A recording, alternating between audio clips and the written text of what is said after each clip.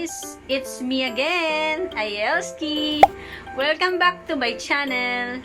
Kung bago ka lang sa channel ko, please don't forget to subscribe and hit the notification bell para palagi kang updated sa aking mga videos. So ngayon guys, gagawa ko ng ice cream na langka flavor or jackfruit. Kasi umuwi yung kapatid ko galing sa probinsya namin and meron siyang mga dalang langka. Sobrang laki ng langka, sobrang dami. Tapos hinug na siya. So naisip ko na matamisin siya. Tapos isama siya dun sa ice cream na gagawin ko. Di ba ang sarap nun?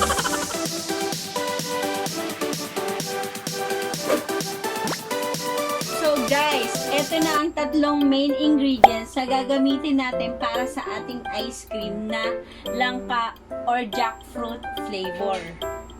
Siyempre, gagamit tayo ng langka or jackfruit. Bali ginawa ko dito, binlender ko na siya para maging puree siya kasi imimix natin siya mamaya dito sa all-purpose cream. Tapos, gamit tayo ng condensed milk. So, mag-start na tayo para sa first procedure na gagawin natin sa ating ice cream na langka flavor.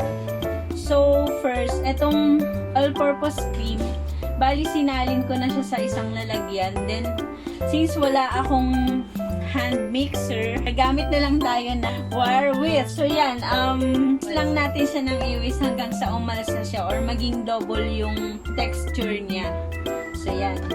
So, ito na yung nakakamatay na procedure kasi ang hirap. Wala akong hand mixer kaya manual na manual ko.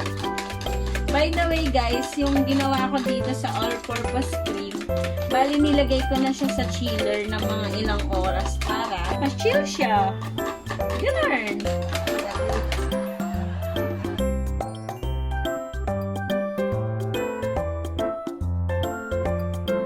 Pwede na nating ilagay ang ating langka puree. Guys, sobrang dami ng langka na to, kaya sobrang sarap nito. By the way guys, taga Nueva Ecija kasi ako and marami talaga kaming mga tanim na langka doon and yung kapitbahay namin sa mga kaibigan namin. So, nung umuwi sila ng probinsya, nagdala sila neto from Nueva Ecija. So, ayan. Ginawa ko, minatamis ko siya. Baka masayang, mapanis. So, ginawa ko, minatamis ko yung langka. Tapos, sabi ko, gagawa na lang ako ng ice cream. So, yan. Pwede na natin tong ilagay, ang ating condense. Then, i-mix lang natin siya ng i-mix hanggang mag-incorporate yung lasa nila. Guys, super langka flavor talaga yan kasi ang daming langka nito. Hopefully maging successful ang first gawa ko ng ice cream. So yan, pwede na natin itong i-chill. So yan guys, isalin na natin ang ating ice cream. So yan guys, eto na ang ating ice cream. Nilagay ko na siya sa lalagyanan para ilagay na natin siya sa ref. So guys, ilagay ko na siya sa freezer. Then, antayin na lang natin siyang tumigas. Bali, ito siya. 1.5 liter yan. Then, itong isang tablet. 2,000 years so guys, later. ito na yung ice cream na in-overnight ko. Mga I think 12 hours yata yun. So, ngayon guys, itry na natin siya.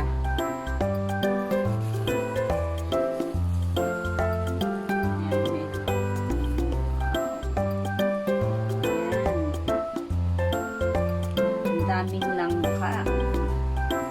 Medyo lumambot na kasi.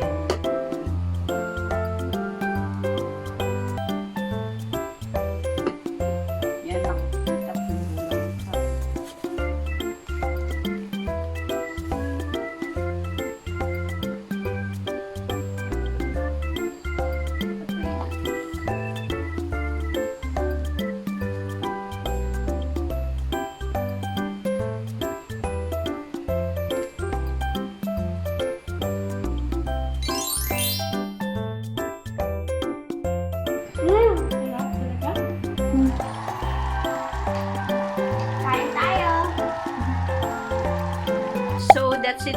today's vlog, guys. I hope you enjoy watching.